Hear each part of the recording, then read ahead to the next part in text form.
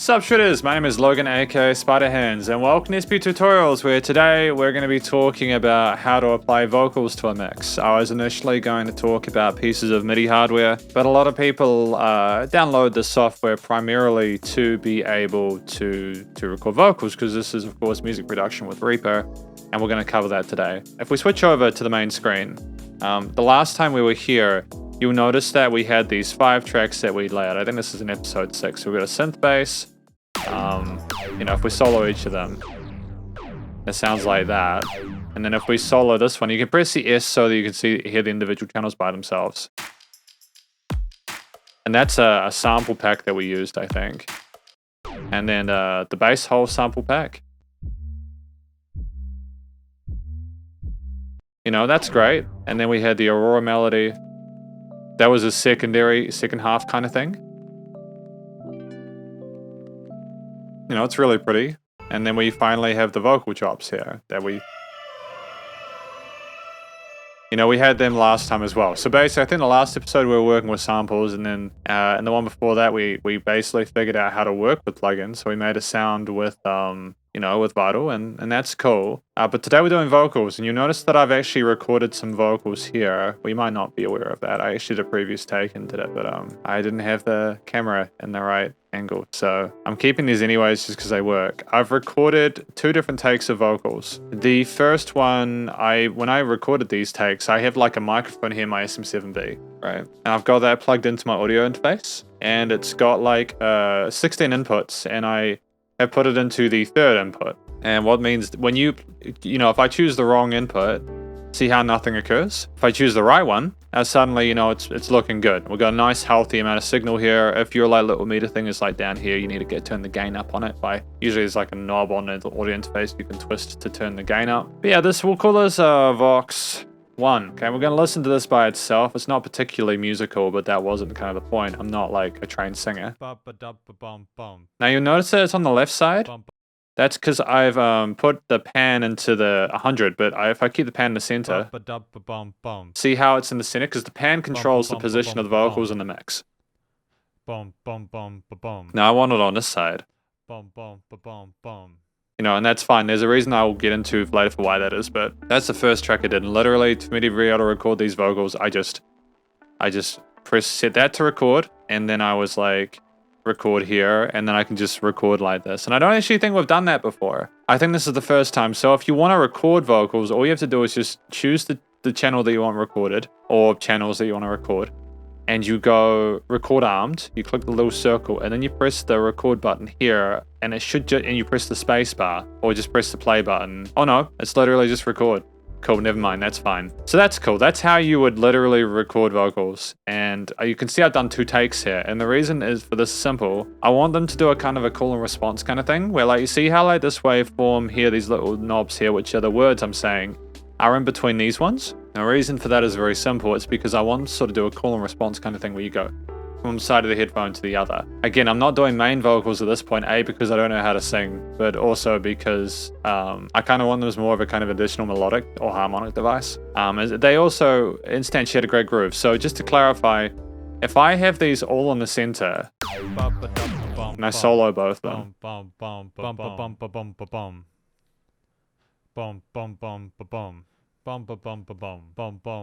it's boring, but if you switched them to the side, so I put one on the left, one on the right. I don't mind that there's a bit of dissonance with the rhythms there. There's a bit of EQ and needs to be done to that, but it's effectively what I've got at the moment.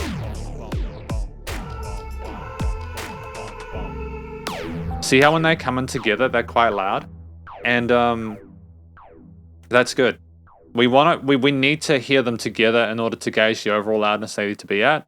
Don't worry if one side sounds quieter than the other. It's just a relative, it's its relative position in the mix. If you have something extreme panned to the left, it's going to sound quieter than if it's in the center.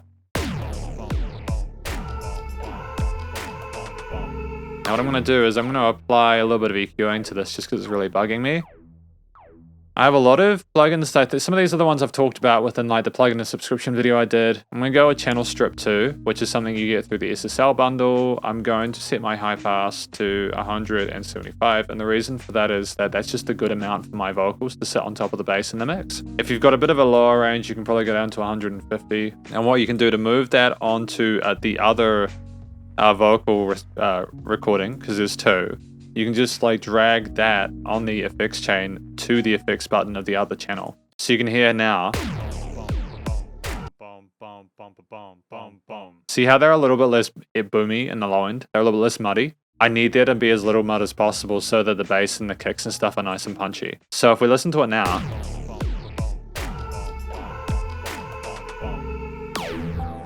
Okay, so they're okay in the mix. I could probably add a little bit of compression to it, and compression like creates a ceiling, and your noise, like your signal, goes up to that, and basically a compressor will bring that down so that it kind of squeezes.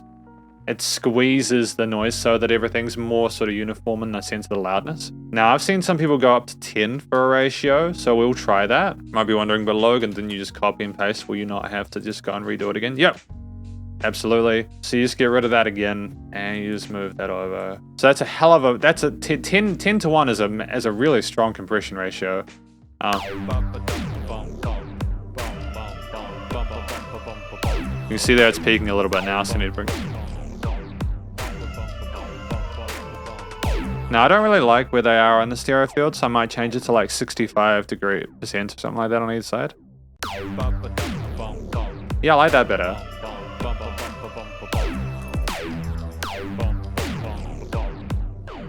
Now what I might do is I might add a thing called a delay to it, which kind of echoes the signal.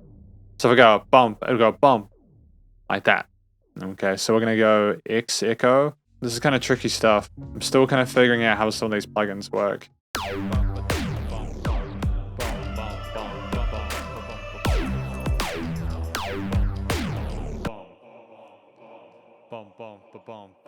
Yeah, screw it, we'll keep it that.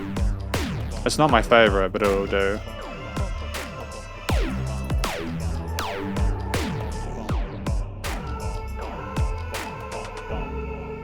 And what you need to do is listen to it in mono, so that you can hear the relative loudness of everything.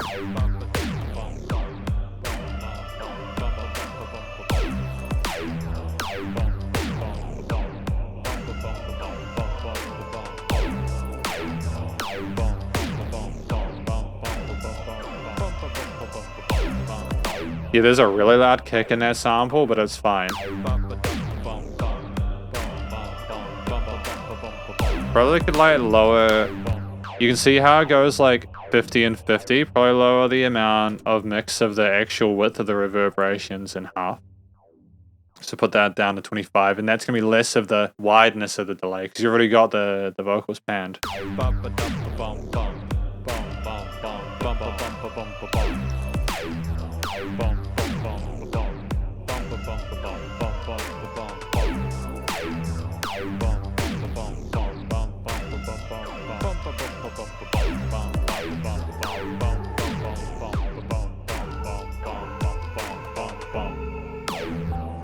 Yeah, it's like it's a little bit cheesy and a little bit kind of but it's fine. It's fine. Don't worry about it. You know, the main thing you can do, I suppose, is like just have fun with it. Like I've recorded vocals. Like you could tell a story if you want to, like on a separate track. So you just want to kind of put that over. Maybe get rid of the delay though. I'm just gonna tell a story over top of it. So this is a third vocal track. This is outside of the 2 here that are on the sides. So we'll call that main vocals. What I've got to do here is just make sure that if I record, yep, got to set the mono to 3/4. Should be able to go now. And we're just gonna start from the beginning.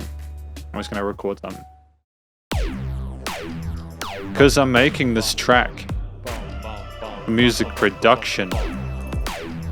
Yeah, it's pretty cool using Reaper like this. What if I told you that it was really easy to make music in Reaper? Yeah, it's really cool. If you've got the flow and you're in the know. If you got nowhere to go, why not enjoy the show? I don't know what I'm saying. All I know is I'm slaying. And I'm having some fun. Yeah, I'm having fun. Okay, let's hear that back. It might not be good, but it'll be a song. Again, like what you have to do when you've got like a different vocal in the mix is you have to like kind of lower the other two because it could be a bit too confusing. We could also maybe justify moving that back to 80 now as there's more energy in the center of the mix. You kind of want to balance all of your instruments out in the stereo field, you know, the left and right of your headphones. If you try and put everything in the middle too much, you'll get these sort of weird resonances there. So try and spread it out and make the most of the room you've got to breathe. If you've got the flow and you're in the if you got nowhere to go, why not enjoy the show? I don't know what I'm saying. All I know is I'm slaying. And I'm having some fun. Yeah, I'm having fun. Cool, exactly. Like, there's more I could do to make the vocals stand out. Like, I could potentially brighten it up a little bit. But I also don't kind of want to screw with it too much. There's some, you know, notchy curing I could probably do to kind of smooth it out a little bit. But this isn't about, like, trying to overcomplicate or over-putting. This is simply me showing you how you might record vocals over a track you've made. Hopefully it's been worth your time, you know. I think that there's potential for a track like this if I actually was serious about, like, doing vocals over top of it. Yeah, make sure that you listen to everything in mono. So we're going to listen through it in mono now and make sure everything's okay. Because I'm making this track. I'm happy with how the kick comes in. Production. Yeah, it's pretty cool. Using Reaper like this. What if I told you that? Easy to make music in Reaper. Yeah, it's really cool. If you've got the flow.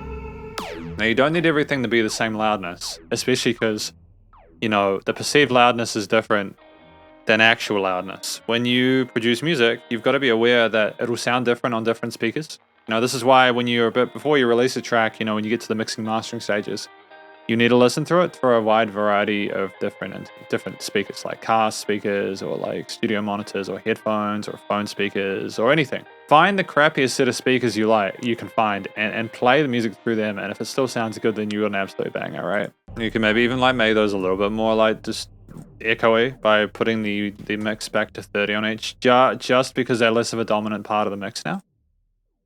Yeah. Why not enjoy the show? Again, there's still so much that I need to do in order to improve this, but we're on the track. Look, that's basically adding vocals to Reaper. Hopefully you enjoyed it. Remember, basically, get your microphone sorted out.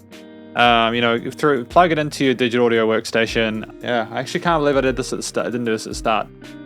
This is assuming that like you have got signal. You might be looking at like if we go back, if you press the record button, I may have said this before, but if you press the record button and there's like very little signal, even if you got the right input, you need to turn the gain up.